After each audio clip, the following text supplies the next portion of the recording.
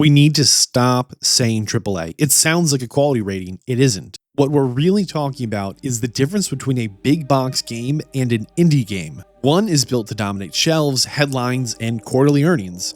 The other is built without that machine behind it. And that's the real divide, because once risk scales up, freedom compresses. And yes, we're going to talk about the outliers like Minecraft and Baldur's Gate 3. I'm Vadd, and here at the start, I think it's important to define what actually matters, what a developer is, what a publisher is, and what separates a big box game from an indie game.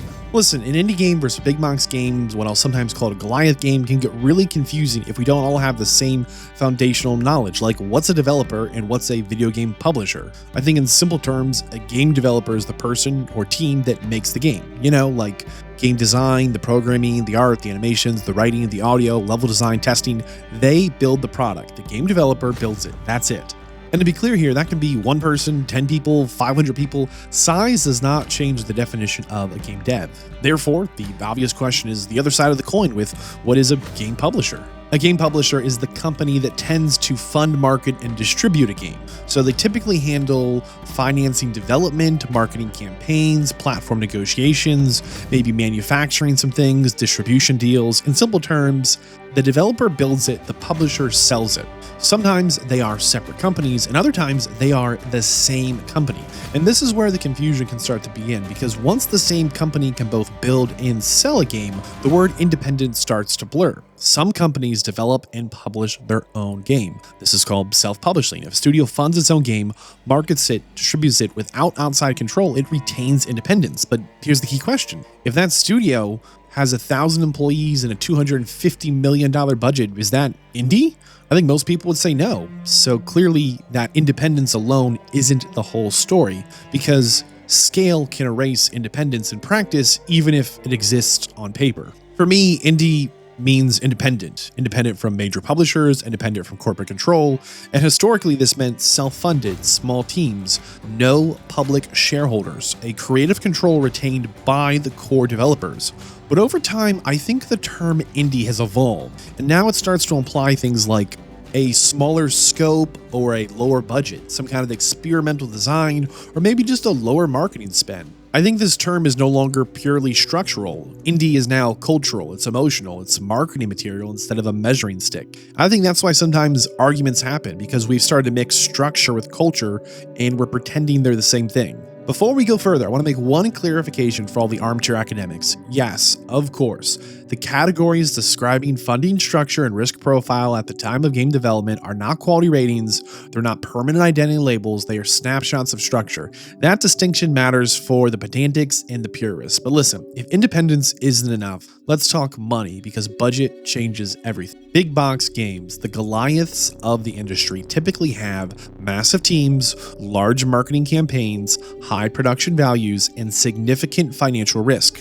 And these big box games are usually funded by large private corporations, publicly traded companies, and/or major publishing divisions. In practice, we think of titles like Call of Duty. It's got a massive team, a global marketing push, and a serious franchise expectation. It's a big box game. Another one might be Assassin's Creed. It has a large studio network, multi-platform launch, and it is a franchise scale risk. Another good one is Grand Theft Auto, right? It brings an enormous budget, global distribution, and truly a portfolio-defining release. These big box games are built to move millions of units, not thousands. In contrast, indie games usually operate with smaller teams, limited marketing, lower development costs, and a lower financial risk per project. When people say indie games, they're usually thinking of projects like Stardew Valley, largely developed by one-person game with full creative control. Undertale, another small team, minimal marketing with a strong creative identity. How about Eugenics, another small, independent team with a highly experimental scope and a serious degree of creative control. These games were not built to satisfy a quarterly earning report. They were built to ship a vision. And here's the tension. If a game is independently funded but costs, say, $45 million, is it indie? Some people will say yes, because ownership matters. And I think other people are going to say no, because scale also matters. This is why we need a more clear framework, because ownership and scale don't always move together. Now let's throw a grenade into this. What about Minecraft? I think it started as a true indie project, small team, independent development, no real machine behind it, and fast forward in time and all of a sudden it's become one of the biggest games on the planet. So what is it now? An indie origin, a big box reality, both? How about No Man's Sky? It was a small studio but massive ambition, huge marketing spotlight, and at launch it carried expectations closer to a gaming Goliath than a garage project. So where does it land? I think these are edge cases, but they're also where the label's cracked. Here's the key. A game can begin as an indie and later function as a big box. Think Minecraft. I think origin and current scale are not the same thing. These labels, indie and big box, really only describe the developmental phase, not lifetime brand. And that's exactly why the definition needs structure, not vibes. Yes, Minecraft was indie when it was being built under independent conditions in the early days. Today, it functions like a big box property. Its capital structure has changed. The label big box and indie really follow the financial architecture of the project during development, not the cultural memory of where it started. To be clear, we're not trying to rewrite history here. We just want to have a stable framework for classifying development conditions. It's not about origin myths, it's about who carried the risks when the game was made. I get it. It's easy to paint big box games as purely evil corporate creations, but they don't exist by accident. I think they exist because the industry scaled, technology escalated, graphics escalated, player expectations escalated. And of course, as these development costs rose, suddenly studios need a larger audience, a larger marketing push, a larger distribution reach, predictable revenue models. I think this all creates a cycle. The higher costs require larger sales. The larger sales require broader appeal. The broader appeal demands reduced risk, and the reduced risk shapes design. Big box games aren't big because they want to be, they're big because the math forces them to be. That's not evil, I'd call that economic gravity, and therefore it shapes behavior whether anyone intends it to or not.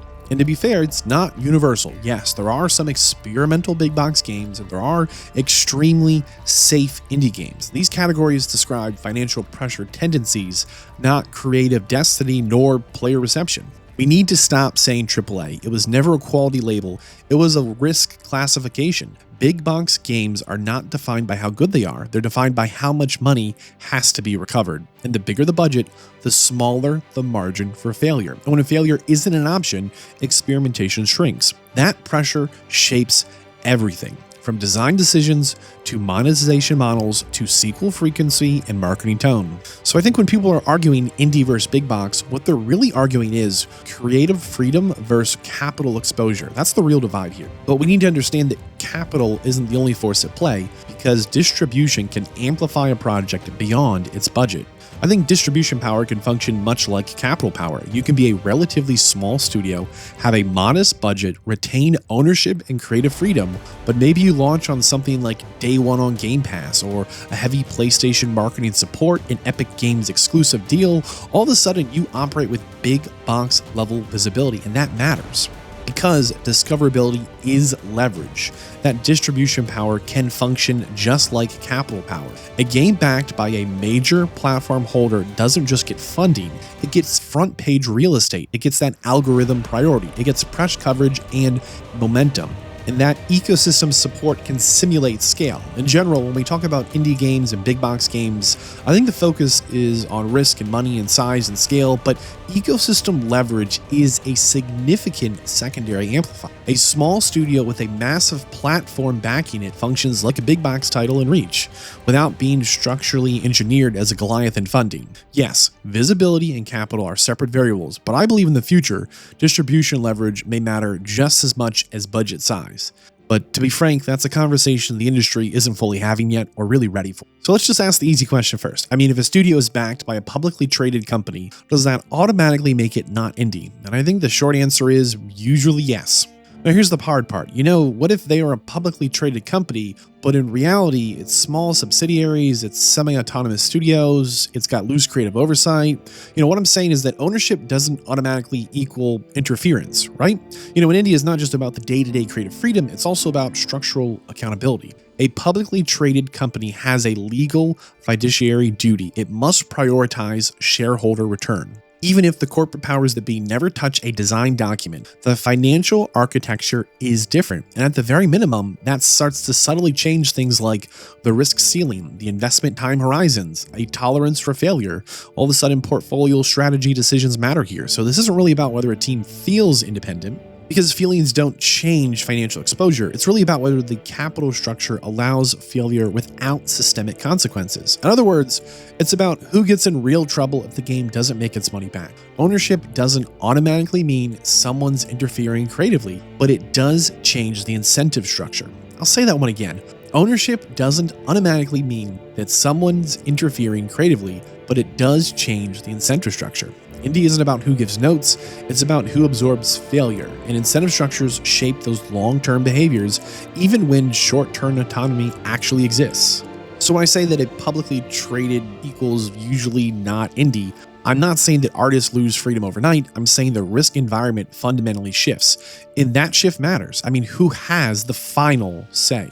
If the developer really retains full creative and financial control, obviously independence still exists. But if they answer to a board or a parent corporation, independence is immediately limited. I think part of why this is so hot today is that indie carries an emotional weight. I think the term gets weaponized. It starts to imply things like an indie game's a passion project. There was creative freedom. There's this underdog energy. There's this maybe risk-taking in game design. And I think these big box games, these Goliath scale projects also imply safe design, mass appeal, corporate, high production spectacle. But reality is messier because incentives don't always produce predictable outcomes.